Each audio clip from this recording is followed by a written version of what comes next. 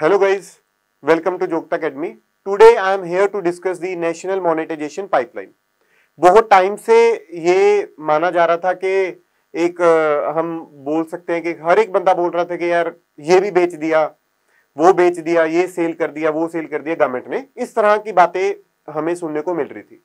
But the concept of national monetization pipeline is different. बिल्कुल ही different concept है. हम उसको समझने की कोशिश करेंगे. उसके क्या फायदे हो सकते हैं या उसमें क्या इश्यूज हो सकते हैं, मतलब प्रीलिम्स के बेसिस पे भी देखेंगे और मेंस के बेसिस पे भी देखेंगे. देखिए, सबसे पहली चीज नेशनल मोनेटाइजेशन पाइपलाइन, ये तो हो गया हमारा टॉपिक. इसमें मोनेटाइजेशन का मतलब क्या है? पहली चीज तो मोनेटाइजेशन डज नॉट मीन कि गवर्नमेंट कुछ बेच रही है. गवर्नमेंट क्या करेगी, अपना जो इंफ्रास्ट्रक्चर ऑलरेडी बना हुआ है. लेट्स से इमेजिन हम एक कंडीशन बनाते हैं कि हमने क्या किया. सपोज कर लो कि हम कोई एबीसी बंदा है, कोई एबीसी इंसान है. उसने घर बनाया बहुत बड़ा, और अब वो क्या कर रहा है, ये घर बनाया था उसने मोहाली में. घर बनाया कहां पे? मोहाली में. नाउ ही और she is living in Chandigarh permanently. अब ये घर क्या पड़ा है? खाली पड़ा है. कोई काम नहीं आ रहा, या फिर यहां से बिल आ रहा है, या फिर उसको वाटर का बिल भरना पड़ रहा है. तो ये बंदा इसको क्या करेगा, कुछ टाइम के लिए किसी बंदे को दे देगा. एक तो पहली चीज तो जो चीज वैसी पड़ी है उसकी यूटिलाइजेशन हो जाएगी, और दूसरा ये वाला जो बंदा चंडीगढ़ में रह रहा है उसको पैसे भी मिलेंगे. The same concept is national monetization pipeline. हमारी गवर्नमेंट के पास, हमारी सेंट्रल गवर्नमेंट के पास जो एग्जिस्टिंग एसेट्स पड़े हैं, एग्जिस्टिंग एसेट्स का राज्य मतलब होता है कि यहां पे एक टर्म हम यूज करते हैं हमेशा, which is brownfield project. Brownfield project का क्या मतलब है? ब्राउनफील्ड प्रोजेक्ट का मतलब है कि जो एसेट मेरे पास ऑलरेडी है. लेट्स से कि हमारी जो सरकार है, जो हमारी सेंट्रल गवर्नमेंट है, उनके पास कुछ रोड्स ऐसी हैं कि जहां पे उन्होंने किसी को लीज पे देना है, किसी प्राइवेट कंपनी को कुछ टाइम के लिए देनी है.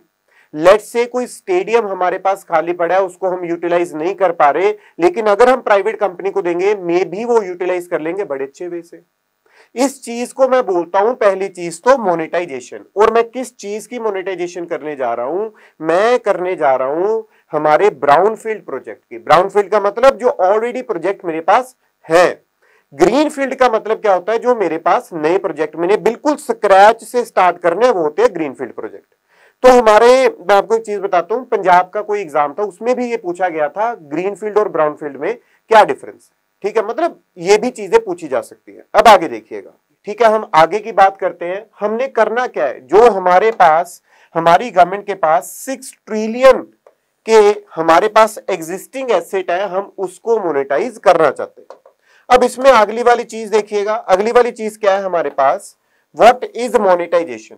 What is monetization? वैसे जैसे ही मैंने आपको बोला कि प्राइवेट पार्टीज को दिया जाएगा किस चीज के लिए? रेवेन्यू को कलेक्ट करने के लिए, और ये स्पेसिफाइड ट्रांजैक्शन पीरियड के लिए ही किया जाएगा. इसमें कुछ भी ये नहीं है कि मैं किसी को बेच दूंगा. ये चीज का आपने ध्यान रखना है. मोनेटाइजेशन का मतलब क्या है? अब आगे देखिएगा. इसमें है क्या? पहली चीज तो इसमें कोई भी ओनरशिप किसी भी प्राइवेट एंटिटी के पास नहीं जाने वाली, नहीं जाएगी. किसी भी प्राइवेट एंटिटी के पास कोई भी ओनरशिप. और यही मेन मुद्दा है, यही मेन मसला है जो कि आपको कंफ्यूज कर सकता है.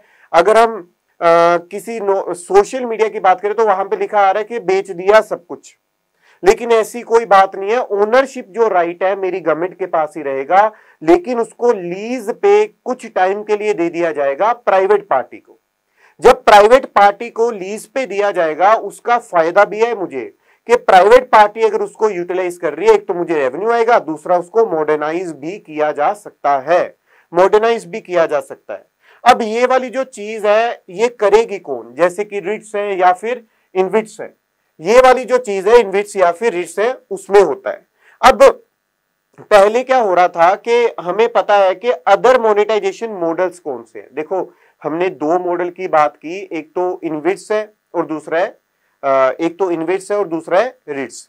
लेकिन जो मेरी नेशनल मोनेटाइजेशन पाइपलाइन वाला प्रोग्राम है उसमें मैं काम करूंगा इनविट से, ठीक है। अब और कौन से मॉडल होते हैं जिससे मैं अपनी क्या कर सकता हूं, मोनेटाइजेशन कर सकता हूं। नंबर 1 आता है OMT and number 2 is the TOT. OMT क्या है, ऑपरेट मेंटेन ट्रांसफर। टीओटी क्या है, टोल ऑपरेट ट्रांसफर, ठीक है जी। क्या है, ऑपरेट मेंटेन ट्रांसफर, और दूसरा क्या है, टोल ऑपरेट ट्रांसफर। ये दोनों के दोनों हैं जो ये हम मेनली हाईवे सेक्टर में यूज करते हैं। आपने देखा भी होगा कि टोल्स बने हुए। नंबर 3 हमारे पास आता है operation maintenance and development.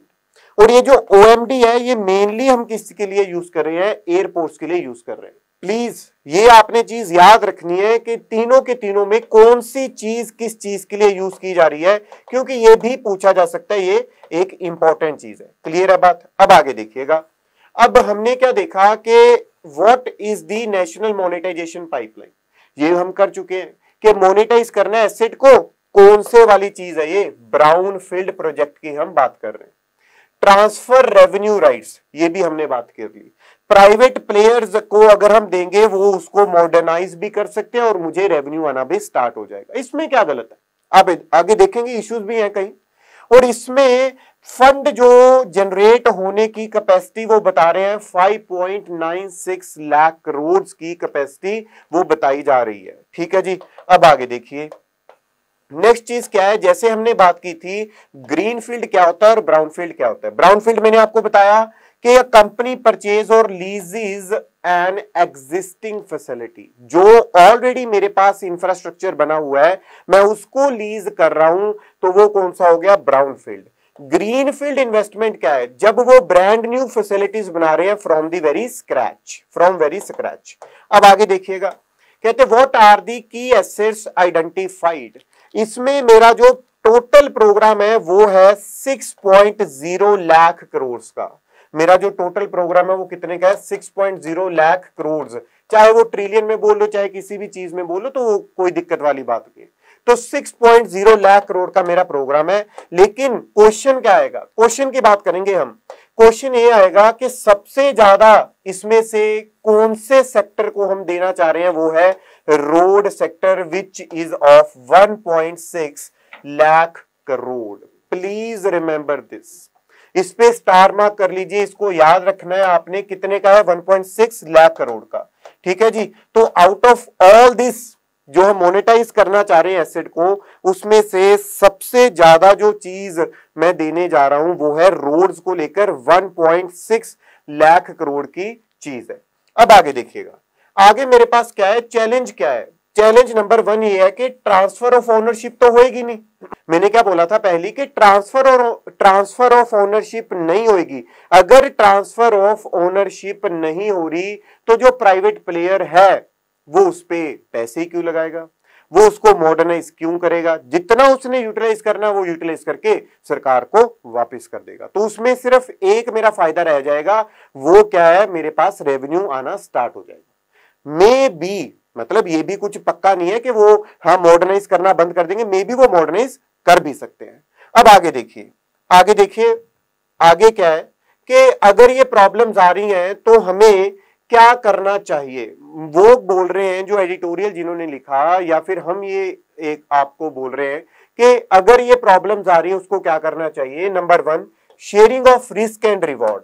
Sharing of risk and reward वो किसके अंदर, पब्लिक और प्राइवेट, मतलब गवर्नमेंट और प्राइवेट एंटिटी के बीच में जो रिस्क का अवार्ड है ना, जो रिस्क है वो शेयरिंग होनी चाहिए। अगर इंसेंटिव्स मिल रहे हैं उसकी भी शेयरिंग होगा, रिस्क है उसकी भी शेयरिंग हो, ठीक है जी। अब आगे जो चीज आती है ये तो होगी नेशनल मोनेटाइजेशन पाइपलाइन के बारे में। देखो वीडियो बनाने को हम इसको बहुत ज्यादा भी खींच सकते हैं, बट हमने पॉइंट ऑफ व्यू की बात करनी है, एग्जाम पॉइंट ऑफ व्यू। आपको कॉन्सेप्ट समझ में आ गया होगा, आपने ये देख लिया कि यार प्राइवेट पार्टीज का क्या रोल बनना है इसमें, वो सारी चीज आपने देख ली होगी। तो इसमें हमारा इतना तो ये कॉन्सेप्ट था। अब आगे हम बात करते हैं, क्या मोनेटाइजेशन से कोई बेनिफिशियल है, क्या मोनेटाइजेशन बेनिफिशियल है, ये हमारा एक क्वेश्चन है कि क्या मोनेटाइजेशन बेनिफिशियल है। देखो पहली चीज तो मेंस में ये क्वेश्चन आएगा, पहली चीज वो कहते हैं जो अंडर यूटिलाइज्ड एसेट है, मैंने एक बहुत बड़ा स्टेडियम बना के रखा था, वो स्टेडियम मेरा ऐसे ही पड़ा है, कई लोग वहां पे प्रोटेस्ट कर रहे हैं, कोई कुछ कर रहा है, कोई कुछ कर रहा है, कोई वैसे ही खेल रहा है या फिर खाली पड़ा है, उसकी यूटिलाइजेशन कोई भी नहीं हो रही। तो अगर मैं मोनेटाइजेशन के अंडर उसको किसी प्राइवेट पार्टी को दूंगा तो मे बी उसकी यूटिलाइजेशन भी हो जाएगी। ठीक है जी। अब नंबर 2 देखिएगा, ए पोर्ट और एम्प्टी पीस ऑफ लैंड को अगर मैं दूंगा तो मेरे को फायदा ही है। Number 2, private player make the necessary investment, जो उसको नेसेसिटी इन्वेस्टमेंट होगी, मैंने पहले क्या बोला कि मे भी वो इन्वेस्टमेंट ना करे उस पे, लेकिन जो उसकी नेसेसिटी इन्वेस्टमेंट होगी वो तो पक्का करेगा ही करेगा, मे भी कुछ ज्यादा भी कर सकता है, मे भी कुछ कम भी कर सकता है। अब आगे देखिएगा तो इसमें क्या होगा, विन विन सिचुएशन है। क्यों? प्राइवेट प्लेयर को एक बनी बनाई चीज मिल जाएगी जिसमें उसका टाइम बचेगा। नंबर 2, सरकार को रेवेन्यू मिल जाएगा, जहां से कोई भी पैसा नहीं आ रहा था तो वो एक रेवेन्यू भी मिल जाएगा। ठीक है जी। अब आगे देखिएगा, आगे हमें क्या पता चला कि इसमें इशू क्या है। नंबर 1 तो यार हमें अंडर यूटिलाइज्ड एसेट देने हैं, जैसे मैंने अभी स्टेडियम की बात की, लेकिन सरकार क्या बात कर रही है कि मैं तो हाईवे भी दे दूंगा, है ना, हाईवे भी दे दूंगा। बट इसमें तो ऑलरेडी हम अच्छा कर रहे हैं, जिस चीज में हम अच्छा कर रहे हैं, जो चीज हमारी अच्छी है, अगर हम उसको भी देंगे तो वो एक पहला इशू मेरा है, तो इसके बारे में हमें सोचना चाहिए। नंबर 2 क्या है?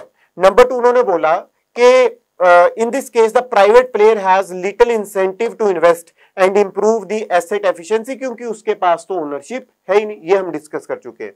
नंबर 3 क्या है? गवर्नमेंट ने क्या बोला? गवर्नमेंट कहती government earns lesser revenue, government कम रेवेन्यू लेगी।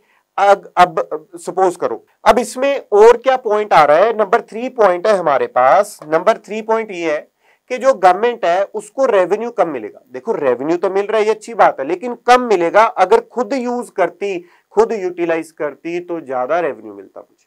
ठीक है जी। अब आगे देखिए, आगे क्या है? But private players will prefer well utilized assets because of cash flow. अब प्राइवेट जो पार्टीज है वो ये देखेंगे, यार जिस चीज में बहुत ज्यादा ऑलरेडी कैश फ्लो है मैं उसको उसके पास जाऊं, ना कि वो वाली चीजें जहां पे कोई भी यूटिलाइजेशन नहीं है, तो हमारा काम वहां का वहां रह जाएगा। जैसे हमने एग्जांपल की रोड्स की कि वो ऑलरेडी है, अगर उसको भी दे दोगे तो वो कोई खास फायदा नहीं होने वाला। हाँ, प्राइवेट पार्टीज को जरूर उसका फायदा हो जाएगा। तो आगे देखते हैं। आगे हमने वही बात किया था कि 2 मॉडल रहते हैं हमारे पास इस तरह की चीज करने के लिए। एक मॉडल रहता है triple P, public private partnership, दूसरा रहता है इनविट। ठीक है जी, इनविट्स और इनविट। अब इसमें फर्क क्या है, डिफरेंस क्या है, ये देखते हैं।